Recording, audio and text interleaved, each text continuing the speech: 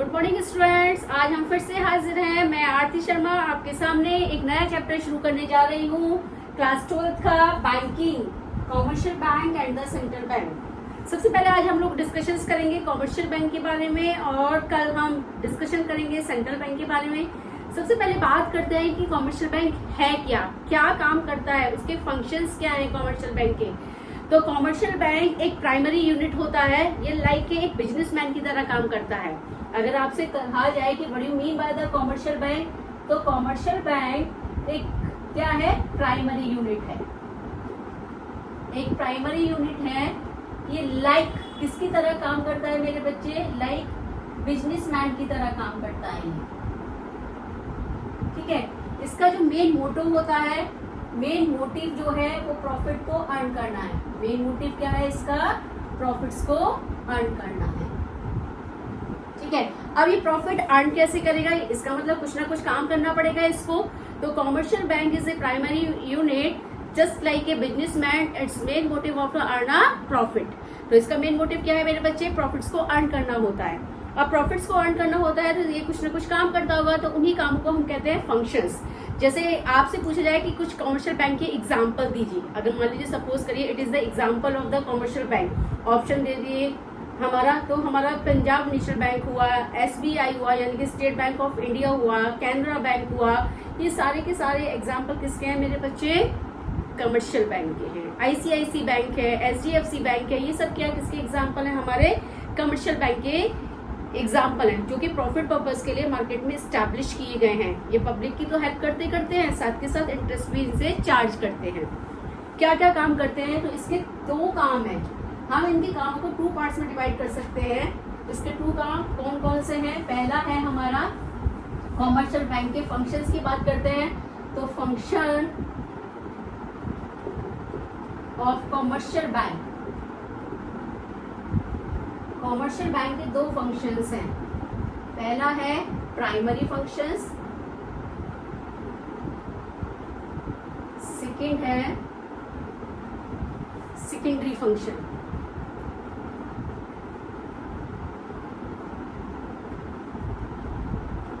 Primary functions में 2 चीजों को इंक्लूड किया गया है। प्राइमरी फंक्शंस में 2 चीजों को इंक्लूड किया गया है। तो सबसे पहले हम प्राइमरी फंक्शंस की बात कर रहे हैं। इसके 2 मेन रीजन है, एक्सेप्टिंग डिपॉजिट, सेकेंड है एक्सेप्टिंग डिपॉजिट्स में भी 3 पार्ट्स हैं।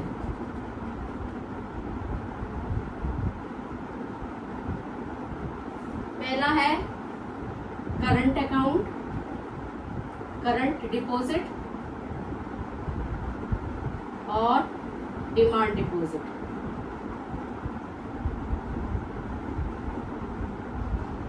सेकेंड है इसमें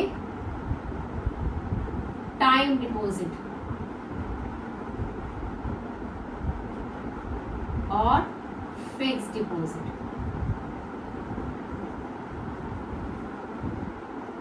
और तीसरा है हमारा सेविंग डिपॉजिट।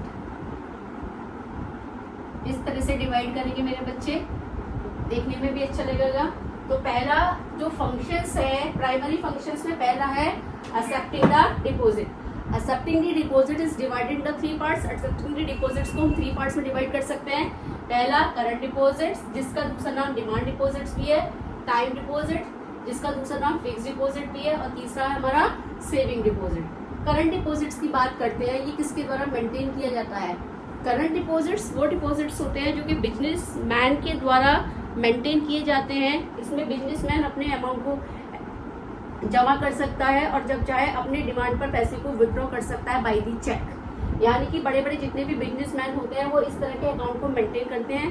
मान लीजिए फॉर एग्जांपल के लिए मेरी गैस एजेंसी है खुद की, और उस गैस एजेंसी का एक दिन का जितना भी मेरा पैसा मेरे पास आएगा, मैं उसे क्या करूँगी, बैंक में जाके जमा कर दूंगी। और मुझे सिलेंडर की गाड़ी मंगानी है, LPG की गाड़ी मंगानी है, तो ऐसी कंडीशन में मुझे पैसा डिपॉजिट्स करना पड़ेगा कहीं ना कहीं, जहाँ से भी मुझे गाड़ी मंगानी है। तो मैं उस पैसे को बैंक से विड्रॉ करूंगी या चेक बनवा के उसके अकाउंट पे ट्रांसफर कर दूंगी। तो इस पे सबसे पहली बात, करंट डिपॉजिट्स वो डिपॉजिट्स होते हैं जो कि ऑलमोस्ट 90% बिजनेसमैनों के द्वारा मेंटेन किए जाते हैं। इस पर किसी भी तरह का इंटरेस्ट बैंक प्रोवाइड नहीं करता है। और किसी बिजनेसमैन अपनी डिमांड पर जब चाहे इसमें पैसा जमा कर सकते हैं और जब चाहे पैसे को क्या कर सकते हैं, विथड्रॉ कर सकते हैं। It's clear. वो हमारे डिमांड डिपॉजिट या करंट डिपॉजिट्स होते हैं। दूसरा आता है टाइम डिपॉजिट और फिक्स डिपॉजिट। टाइम डिपॉजिट किसे कहते हैं? टाइम डिपॉजिट्स वो डिपॉजिट्स होते हैं जो एक फिक्स टाइम पीरियड के लिए अमाउंट को सबमिट कर दिया जाता है। जैसे कि 5 साल के लिए, 7 साल के लिए हमने एफडी बनवा ली, किसान विकास पत्र खरीद लिए, ये सब क्या है, हमारे फिक्स डिपॉजिट्स होते हैं। तो ये एक निश्चित टाइम पीरियड्स के लिए जमा किए गए, इस पे अच्छा गुड इंटरेस्ट बैंक प्रोवाइड करता है। किसको? कस्टमर्स को। इट्स क्लियर मेरा बच्चा। सेविंग डिपॉजिट्स में क्या डिफरेंट है? सेविंग डिपॉजिट्स वो डिपॉजिट होते हैं जिसका कुछ पार्ट, जैसे कि सपोज करिए मैं अपना एग्जांपल देती हूँ, मैं एक टीचर हूँ और टीचर मेरी अर्निंग मान लीजिए 20,000 रुपीज पर मंथ है। 20 में से मैंने 15,000 खर्च कर दिया, बचे 5,000 रुपए। तो 5,000 रुपए फ्यूचर के लिए मैं बचा कर रखूंगी, तो उसे अपने बैंक में जाकर क्या कर दूंगी, मैं जमा कर दूंगी, यानी कि सेविंग कर दूंगी। ठीक है कि हर महीने भी मैं 5,000 रुपए जमा करूंगी। तो जो मैं सेविंग कर रही हूँ उस पर मुझे इंटरेस्ट बैंक देता है, लेकिन एज कंपैरिजन फिक्स डिपॉजिट की कंपैरिजन में कम। इस पे मुझे इंटरेस्ट मिलता है लेकिन फिक्स डिपॉजिट की कंपैरिजन में कम। इसमें मैं पैसा जब चाहूँ अपना निकाल सकती हूँ, सेविंग में अपना पैसा निकाल सकती हूँ अगर मुझे बीच में पैसे की रिक्वायरमेंट होती है। इट्स क्लियर मेरा बच्चा। तो accepting the deposit is divided in the 3 part, current deposit, time deposit और सेविंग डिपॉजिट। दूसरा फंक्शन आता है इसका, पहला प्राइमरी फंक्शन में एक्सेप्टिंग द डिपॉजिट हो गया। दूसरा हो गया इसका फंक्शन, इसे इरेज कर दूं यहाँ से, एडवांसिंग लोन। क्या हो गया इसका दूसरा function? Advancing loan. Advancing loan ये दूसरा फंक्शन है। पहला फंक्शन हम लोगों ने पढ़ ही लिया है। क्या पहला फंक्शन था? Accepting the deposit. Accepting deposits, जिसे हमने 3 पार्ट्स में क्या किया था, डिवाइड किया था। DD demand deposit, FD fix deposit, short में याद करेंगे, और सेविंग। यही थी ना, समझ में आया। दूसरा आता है हमारा एडवांसिंग लोन। ये एडवांसिंग लोन क्या है? एडवांसिंग लोन में कॉमर्शियल बैंक जो देता है वो कस्टमर्स को उसकी नीड के अकॉर्डिंग पैसे को उधार देता है, लोन प्रोवाइड करता है। कैसे? सपोज करूँ मुझे घर बनाने के लिए पैसा चाहिए या घर खरीदने के लिए पैसा चाहिए, तो मैं बैंक के पास अपना कुछ कोलेटरल रखूंगी। कोलेटरल का मतलब होता है बेटा कोई संपत्ति गिरवी रखना, कोई गारंटी के तौर पे गिरवी रखना। अगर मान लीजिए मैंने बैंक से पैसा ले लिया, पहली बात तो बैंक बिना गारंटी के पैसा देता नहीं है, ठीक है। तो उन्होंने कहा कि कैसे काम करता है बैंक। मान लीजिए ये बैंक है, एग्जाम्पल से समझा रही हूँ, ये बैंक है। क्या है ये? बैंक है, ठीक है। मैं आरती शर्मा बैंक के पास गई, मैंने कहा भाई मुझे लोन दे दीजिए। बैंक कहेगा ठीक है लोन तो हम दे देंगे, लेकिन आपके पास कोलेटरल रखने के लिए कुछ है, कुछ चीज गिरवी रखने के लिए वो है। गिरवी का मतलब मेरी कोई असेट्स या मेरी सैलरी स्लिप, मेरी सैलरी स्लिप पर भी मुझे क्या मिल सकता है, लोन मिल सकता है ना। तो उन्होंने कहा कि कुछ फॉर्मेलिटीज पूरी करती हैं, बैंक क्या करता है, लोन प्रोवाइड करता है। जो लोन बैंक देगा वो कहेगा आरती मैम बैंक लोन मिल तो जाएगा, लेकिन कैश में ना मिलके आपके इसमें रिफ्लेक्ट करेगा, बैंक अकाउंट में रिफ्लेक्ट करेगा। बैंक जब भी किसी को लोन प्रोवाइड करता है तो वो उसको कैश में नहीं देता है, बल्कि किस में देता है, उसके बैंक अकाउंट में रिफ्लेक्ट करता है। लोन कैसे एक्टिविटी करता है, लोन कैसे, बैंक किस तरह से लोन देता है। मान लीजिए बैंक के पास 10,000 रुपीज है, यहाँ पे देखो बैंक के पास 10,000 रुपीज सेविंग्स है जनता की। कितनी सेविंग है? जनता की। अब 10 के 10,000 रुपए तो लोन की फॉर्म में बैंक नहीं देगा, तो उसका कुछ अमाउंट यानी कि जिसे हम कहते हैं cash reserve ratio, CRR maintain करता है।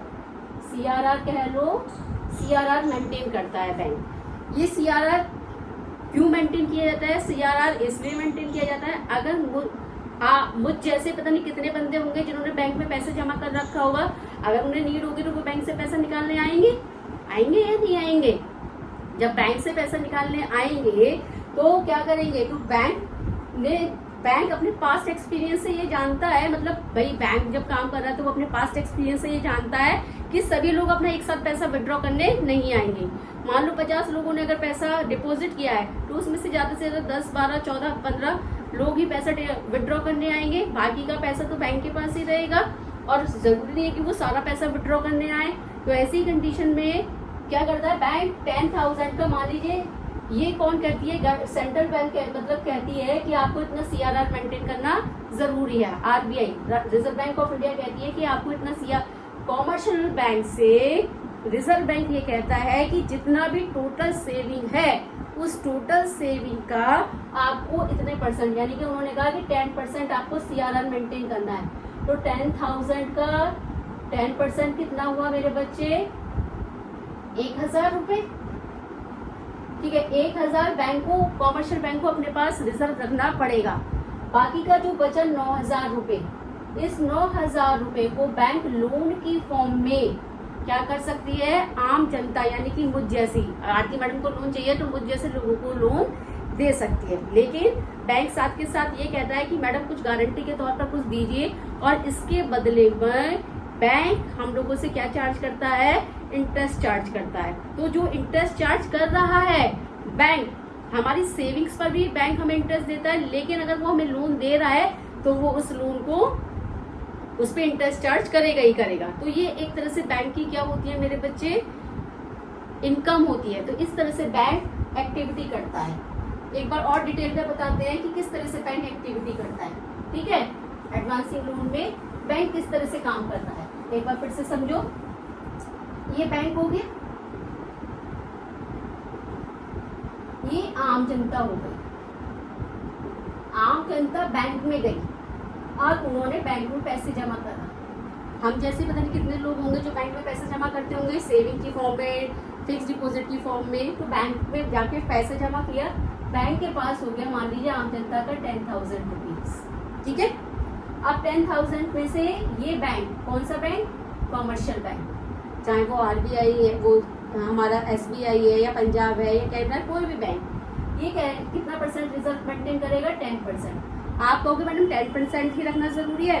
ये गाइडलाइन बेटा किसके द्वारा दी जाती है, RBI के द्वारा दी जाती है। किसको, कॉमर्शियल बैंक को। RBI कॉमर्शियल बैंक से ये कहती है कि आपको इतना CRR मेंटेन करके चलना है। CRR का मतलब है कैश रिजर्व रेशियो। अगर आप इससे ज्यादा भी कैश रिजर्व रेशियो को मेंटेन करना चाहें तो वो मेंटेन कर सकते हैं, लेकिन मिनिमम आपको इतना रिजर्व करना है। मान लो गवर्नमेंट, RBI ने कहा कि आपको कितना % रिजर्व मेंटेन करना है, 10% का। तो 10% का 10%, 10,000 का 10% हो गया 1,000, बचा कितना, 9,000। इस 9,000 को बैंक क्या करेगा, लोन की फॉर्म में आम जनता को दे देगा, जिन्हें चाहे हाउस के लिए चाहिए लोन, या कार के लिए चाहिए, चाहे एजुकेशन के लिए चाहिए, किसी भी चीज़ के लिए जो लोन चाहिए, बैंक क्या करेगा, लोन की फॉर्म में पैसा दे देता है। तो जो पैसा बैंक ने दिया, ये 9,000 रुपए बैंक ने आम जनता को मान लो दिया लोन की फॉर्म में, तो उससे क्या चार्ज करता है, इंटरेस्ट चार्ज करता है बैंक। और आम जनता की सेविंग्स पर भी बैंक क्या देता है, इंटरेस्ट देता है। सेविंग्स पे बैंक इंटरेस्ट देता है। मान लीजिए इन्हें 7% का इंटरेस्ट दे रहा है बैंक, जिन्होंने पैसा जमा किया है। लेकिन जिन्होंने पैसा उधार लिया है, इन लोगों ने जो पैसा उधार लिया है, इनसे बैंक 15% का इंटरेस्ट चार्ज कर रहा है, यानी कि 8% का ज़्यादा चार्ज कर रहा है। तो ये 8% जो ज़्यादा चार्ज कर रहा है, यानी कि 15 - 7, 15 का चार्ज कर रहा है, 7 दे रहा है सेविंग्स पे, तो बचा 8%। तो ये 8% क्या है, ये 8% ही तो बैंक का क्या है मेरे बच्चे, प्रॉफिट है। इस तरह से बैंक काम करता है। और हमेशा जो भी बोरोअर्स होते हैं, यानी कि जो पैसा उधार लेने वाले होते हैं, वो कभी भी कैश में उन्हें बैंक में पैसा नहीं देगा, बल्कि किसमें, बैंक अकाउंट के होल्डर में। यानी कि अगर मेरा बैंक में अकाउंट है तो मेरे अकाउंट में वो पैसा रिफ्लेक्ट करेगा, कभी भी कैश की फॉर्म में पैसा नहीं देगा। It's clear. तो ये कॉमर्शियल बैंक का पहला फंक्शंस हुए, प्राइमरी फंक्शंस में 2 आते हैं हमारे। पहला है accepting the deposit.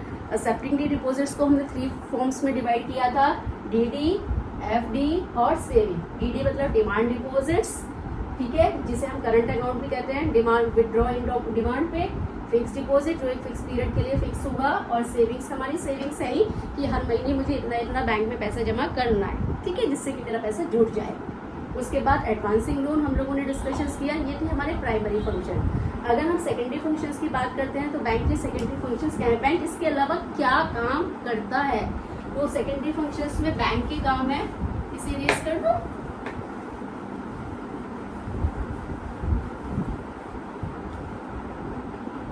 Secondary function,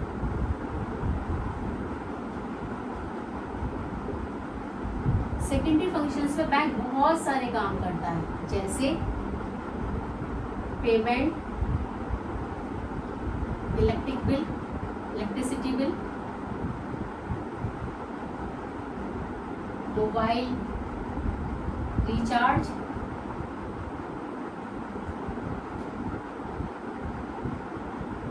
film payment, LIC premium, यानी कि बैंक में से उनका पैसा क्या करेगा, डिटेक्ट होता रहेगा अगर किसी ने अकाउंट से उसको करा रखा है, ठीक है।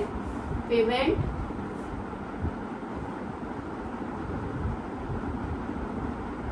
FD, ठीक है। इस तरह से इसके ये सेकेंडरी फंक्शंस होते हैं। तो I hope you understand this topic कि कॉमर्शियल बैंक किस तरह से काम करता है। मुझे लगता है कि आप लोगों को ये टॉपिक अच्छे से समझ में आया होगा। अगर आप लोगों को समझ में नहीं आया है, क्योंकि नया चैप्टर हम लोगों ने आज शुरू किया है, तो कमेंट बॉक्स में आप मुझे कमेंट कर सकते हैं। Thank you and have a nice day.